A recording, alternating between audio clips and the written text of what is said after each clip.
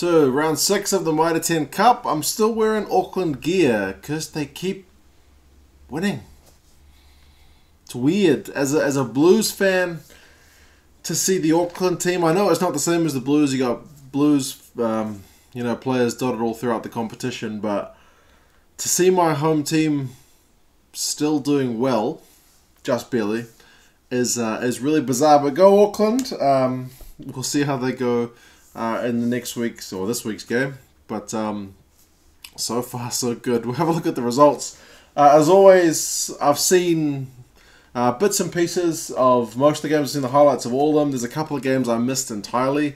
Notably that Counties and Tasman game, which was disappointing because that looks like it was a real cliffhanger. But yeah, for the most part, I managed to see most, if not all, of these games when they were on. So the first one, Manawatu against Tasman. Tasman got the win, 29 points to 19. It was by no means their kind of best performance, but they did kind of rest some of their top guns because it's that week where they've got 2 games. So, like, Mitch Hunt started from the bench and Will Jordan started from the bench. So, it seemed to be their thing that perhaps they were going to take it a little bit easy against the championship opposition and save the big guns for the premiership opposition later on in the week. Jamie Spowett, who's admittedly a guy I know very little about, the winger for Tasman, scored a pretty amazing try. He just gassed guys kind of out of nowhere. It looked like he was well covered, and then he just put the afterburners on, and he was gone. So that guy's impressive. He's the kind of guy you want to have available if you need to. Will Jordan scored another try from the bench. Mitch Hunt got a try from the bench. Manawatu, man, season's not really panning out, is it? But of all the crowds, their ones tend to be fairly well attended, so credit to the fans for getting out there on a Wednesday. I know it wasn't as many as the second game of the week, but I've seen worse crowds on a Wednesday for sure. So the faithful are getting out there. Speaking of good crowds, Northland seem to be getting good crowds this year, and fair enough as well. They've had decent results. They're 3 wins and 3 losses, so it's nothing spectacular, but it's still probably better than they were expected to do. Darren Whitcomb seems to know what he's doing there. They got a 26 points to 10 win over Southland, and again, it's probably not like everyone writes Southland off every game because they have had just so many losses. So Southland just get written up that they're going to get smashed every game, but they always show a bit of heart when they're on defense. They tend to tackle their guts out, but there are moments when things just kind of go to custard and they get cut to bits. So, Dave Hewitt, I like him. He seems to be a pretty good guy. He seems to know what he's doing, but it might just be a bit more time before he can kind of get things to gel. A win this season is still looking pretty hard. 26 points to 10. Yeah, they got a big early lead, Northland, and then there were no points for ages in this game, and eventually, some points at the end. But Murray Douglas got 2 tries, so that's always pretty good for a guy in the second row. Third game, Bay of Plenty and Waikato. I had a look at the odds before this game started, and believe it or not, Bay of Plenty were actually favourites, and they got beaten 54 points to 21. There was an early point this season when it looked like Bay of Plenty and Hawke's Bay, the 2 bays, might be going to dominate the championship, but Bay of Plenty are now 2 wins and 4 losses, whereas Waikato, who started so poorly, are 4 wins and 3 losses. The Waikato are first in the championship. Bay of Plenty are 5th, so kind of not panning out the way it looked like it initially might. Tokiaho got 2 tries for Waikato, so that's, again, pretty impressive. Their maul was paying some dividends, and when they flung it and showed some hands and chip kicks and whatnot, there were some silky skills in that game as well. So it was a pretty good ad for Mitre 10 Cup. Bay of Plenty, this one just didn't go their way. A few of those moments, like the start of the second half, there was a charge down straight away, and Waikato scored. So that kind of thing is not what you need. They had a yellow card, so yeah, it wasn't their night, and the scoreboard reflected that. The next one, so the other Bay also had a loss. Harbour beat them 54 points to 34. It was a pretty entertaining game, this one. It was constantly tit for tat. I remember for this game I was kind of in and out of the lounge. with the kids, and when I would come back in, it would be, oh, lead changed again, leads changed again, leads changed again. It was, yeah, I wish I'd have been able to kind of sit down and watch it more thoroughly, but very entertaining from the bits that I saw. James Parsons can't keep out of the tries. The guy's having a monster of a Mitre 10 Cup season. Got to feel sorry for the guy in that he's still well down that All Blacks pecking order, but he's having a good season in terms of getting tries. Sean Stevenson, who I admit I initially take a dislike to because, I don't know, maybe it's just his stupid pistol celebration, or I don't know. My initial, like, you know, sometimes guys, you just look at them and you don't like them. Sean Stevenson was one of those guys, but he's pretty good, so I'm maybe warming up to him a little bit. He set up one try, he scored one try. He's a good rugby player. He is quick as, so yeah. For Hawke's Bay, you know, Jonah Lowe always looks pretty good, and Brad Weber scored another try, so there's positives there. Their season's also 3 wins and 3 losses. They are second in the championship, so still kind of going along steady as she goes.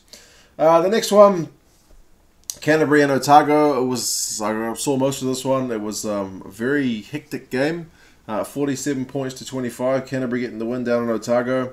Otago, man, that collar on that jersey, that took me kind of blast from the past back. I do like that. I think I prefer that to all the, like, these modern collarless jerseys. It just looked Mitre 10 Cup, NPC, whatever you want to call it. It looked like that should look. I think they should all wear jerseys like that. It was pretty cool. Some real good skills. Really good tries from both teams. A lot of, you know, kind of gas men doing what they do. So a very attractive game of rugby if you're trying to sell Mitre 10 Cup to people. That's probably a game to show them. It was still pretty tight for most of it. Like 56 minutes, there was only 6 points in it.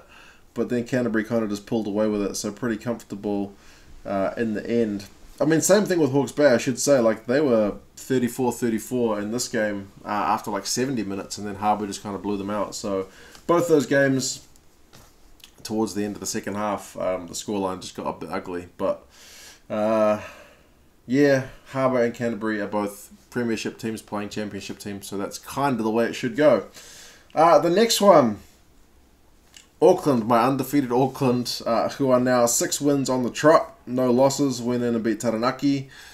Taranaki are now 2 wins and 5 losses at the bottom of the premiership, staring relegation in the face, but on paper, this game was supposed to be, man, Taranaki are in poor form. They've lost the shield. They're going to get smashed. Auckland are this new amazing team. Graham Henry's on board, la la la. But, man, it was close. And Auckland were pretty lucky because, I mean, Akira Ioane scored a try after, how many seconds was it? Like 28 seconds off a kind of a kickoff mistake. And they got an intercept kind of bumble try. So, Auckland kind of a couple of fortuitous tries. And Taranaki, like, they were behind at the end. Nana had a yellow card, and you know, Florence was having a really big game. Tom Florence for Taranaki. They scored a try to bring it within striking distance with like a couple of minutes left, and then they did get that try like right on full time, and put them to 31-30 with a kick to win it from the sideline. Perifetta. I mean, this is about as tense as I get in Mitre 10 Cup compared to that All Black South Africa game the other day. This is about as tense as it gets. I was on the edge of my seat. Perifetta kicked it. It went left. And then the Auckland guys had charged early, so he got a second crack at it, kind of a la Aaron Cruden against Ireland. Gets a second shot at it. Auckland guys can't charge this time, and this time it goes way right. So both sides, neither of them the right way. Auckland hold on for that undefeated record. Yeah, still not all that convincing, but hey, what can I say, man? When your team's undefeated, you can't be sitting here complaining. So good on Auckland for that one. Going to Taranaki is not an easy job, so job done. The next game, Tasman hosted Counties and put a pretty big lead on. It was all the Will Jordan show. I actually didn't see any of this game from the highlights. It was all the Will Jordan show in that first half and early second half. He set up a try to White Crockett, which looked crazy. He scored a try himself, but then from the 50th minute, County scored a try from a turnover. Then the 60-something, they scored a try from a maul. And then right on full-time, 79 minutes, they scored a try, and Nabura on the sideline, kind of diving rugby league style try. Unable to convert, so 21 points to 19. All things considered, for Tasman to get those two results, kind of not all that convincing. But when you've got that double header week to get 2 wins, take that all the way to the bank, because that is it's no easy task. I think only Waikato have kind of outdone them in terms of their performance in the double header week, because Waikato really bounced back with that double header thing, taking the Ranfurly Shield and whatnot. But yeah, credit to Tasman, man. The fact that they can win when they put the big guns on the bench and then kind of back that up with a performance at home. Yeah, they're going to be tough come the end of the Mitre 10 Cup season. And the final game, boy, did Wellington run riot against Manawatu, 49 points to 7. That could have been a lot more. I saw pretty much all of this game. It looked windy as, and Jackson Garden-Bishop just couldn't get a read on it, because I think he missed all but one conversion, and there were a lot of tries in that game. So yeah, it could have been a lot uglier. It could have been well into the 50s, maybe even the 60s. Yeah, good crowd for Manawatu. Hard double week. I mean, what do you say? I mean, Rob Thompson was out on the wing, and for one of those Ben Lamb tries, I guess he kind of showed a bit that, like, he's used to playing in the midfield now, because he gave Ben Lamb just that little bit of space, and Lamb just took it all the way to the try line. He was in flying form, and he got a couple of tries, Ben Lamb. But yeah, like I say, it was pretty windy and a lot of misconversions, so it's not looking good for Manawatu. 1 win, 6 losses. Pretty hard into that double header week for them. Wellington are 4th in the Premiership with 5 wins and 2 losses, so kind of still there or thereabouts. They're kind of looking better as the season gets on. So yeah, that was the week. As I said, I didn't see all the games, so you guys feel free to chuck me some comments and the stuff that I kind of missed, because no doubt there's a lot. But in terms of next week's games, I'll put the fixture list in the description. But I mean, a couple of ones that I looked at as interesting. Waikato are holding Southland for the Shield. Nobody's going to give them a chance, but wouldn't it be amazing if Southland could break this losing run by taking the Ranfurly Shield? That would be probably worth me buying a Southland jersey, I think, if that happens. We will see. Bay of Plenty are hosting Manawatu, so kind of 2 teams in pretty poor form. They're 5th and 6th in the championship. It's a good head-to-head for them, so that should be an interesting one. Wellington against Tasman, so 2 teams kind of at the other end. They're both in good form. Yeah, a battle of 2 very good teams, so that should be an interesting one. And Taranaki against Harbour, kind of again 2 of the teams at the mid to lower end of the Premiership, so Taranaki will be looking to get off the bottom of that, but I guess we'll see how they go.